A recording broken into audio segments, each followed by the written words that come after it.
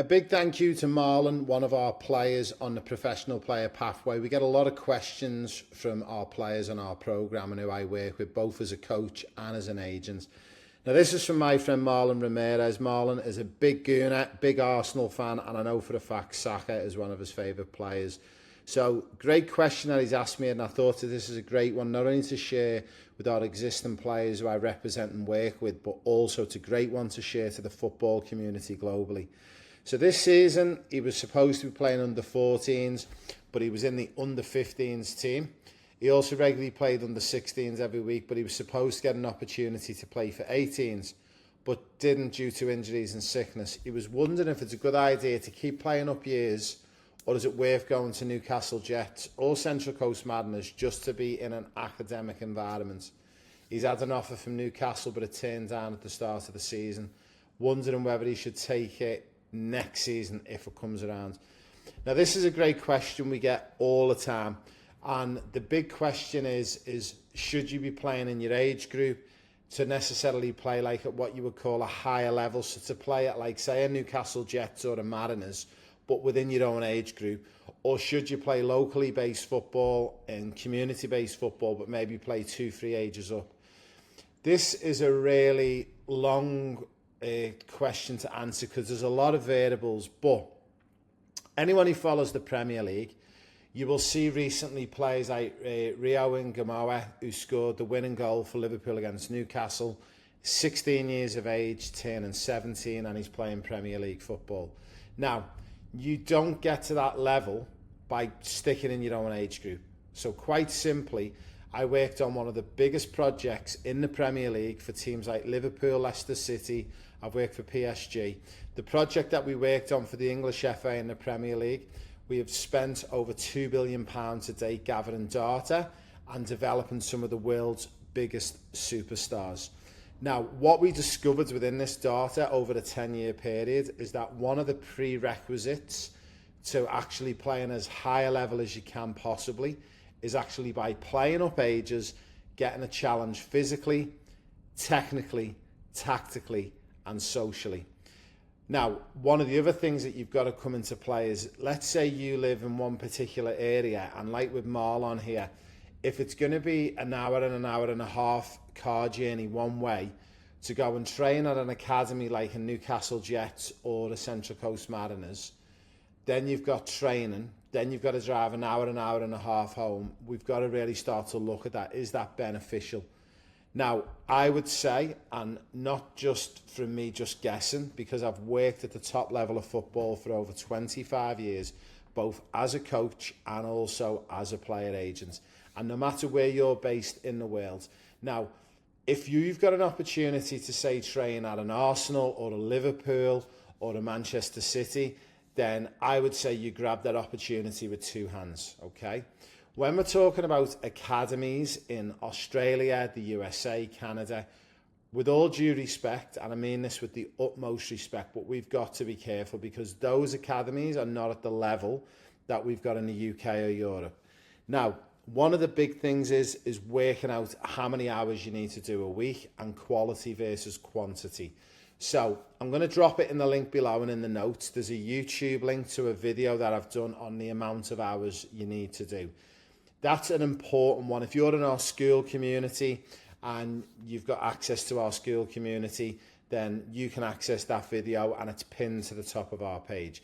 If you want more information on how you can work with me, over on this page you'll see I've got my Instagram, TikTok and Facebook handles, but also I've included my email address, and yeah, it does email me directly.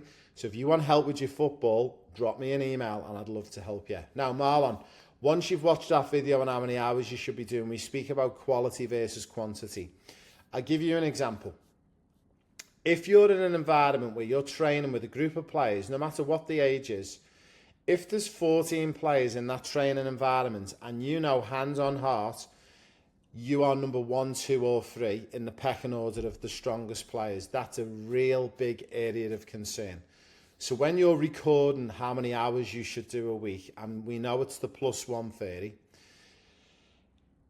it's actually quantity that you're recording for those sessions, because if you're in the top 2 or 3 players in your group, when for every 1 hour of football, we would only conclude that that's 15 minutes of football, because it's quantity, it's not quality. Now, let's say an example, Marlon, you're 14 or 15 years of age, but you're training with a men's squad.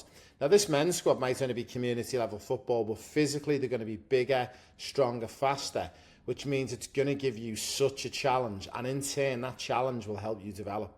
Now, if you do 1 hour with these men's community-based football team or soccer team, that would go down recorded as like for like. So for that 1 hour session, you will get 1 hour marked down. So if we've ascertained that you've got to do 15 hours a week, and of those 15 hours, 11 hours are football or soccer, we would include that. Now, my big problem is, though, if you're going to stay in your local community club and you're not playing up age groups and training up age groups, if you're in your own age group, then your level's going to go right down again. So there's a couple of factors in here: quality, quantity.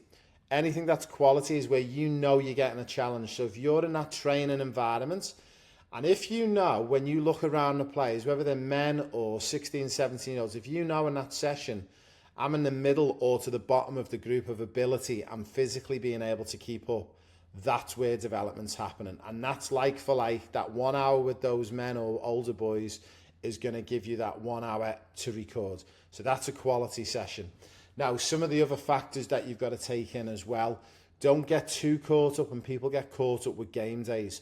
If you look holistically at your week, you're probably doing around about 75 to 80% of your time is training. The 15 to 20% is game time.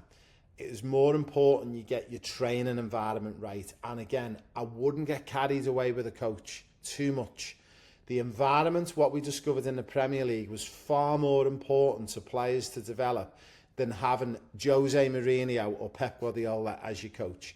You could have Pep Guardiola as your coach at a club like Newcastle Jets, but if you're training with the same group of players who are your age and you find that you're in the top 1 or 2 players, you actually become the coach in the group setting. And what I mean by that is you challenge everyone below you and they develop off you, but who's going to challenge you in the session to develop you? And no matter what Pep Guardiola done, you would not develop into a superstar. Now, unfortunately, in places like Australia and the USA, they're really going down this route of keeping players pushed into their age group. For me, it's absolute, utter nonsense. And anyone who wants to argue with me, I've got 25 years working in the top level in the game. I work for UEFA, I've coached for some of the biggest clubs, and I've worked on the world's biggest football projects. So trust me when I say you need to be in an environment, not necessarily playing up with players who are 2, 3, 4, 5 years older than you, but you need to ascertain the environment. So if you look in that playing group to finish off, Marlon, wherever you're considering going, 80 to 85% of your week is training. You need to make sure you are 7, 8, 9 or below in the pecking order, and be really objective with that opinion of yourself as a player.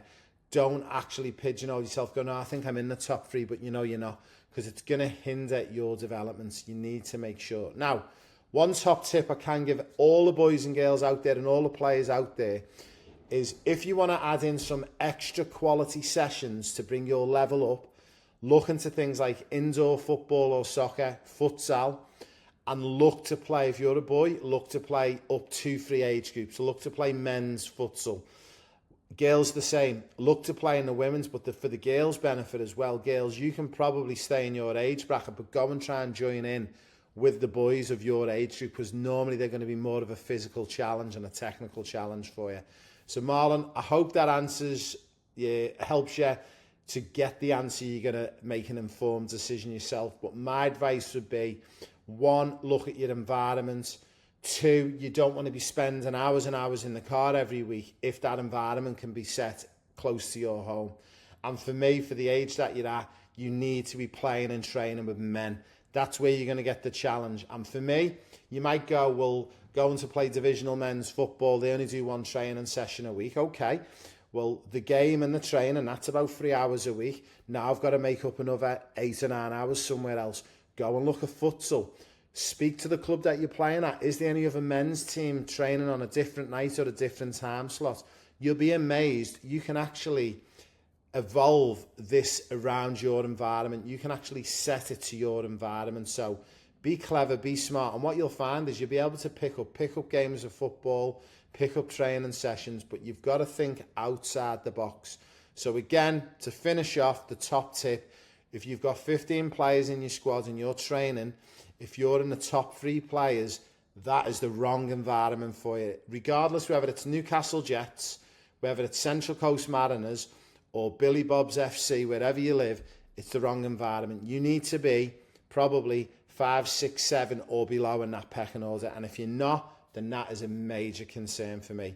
Great question, Marlon, and apologies that Liverpool beat your favourite team last week as well.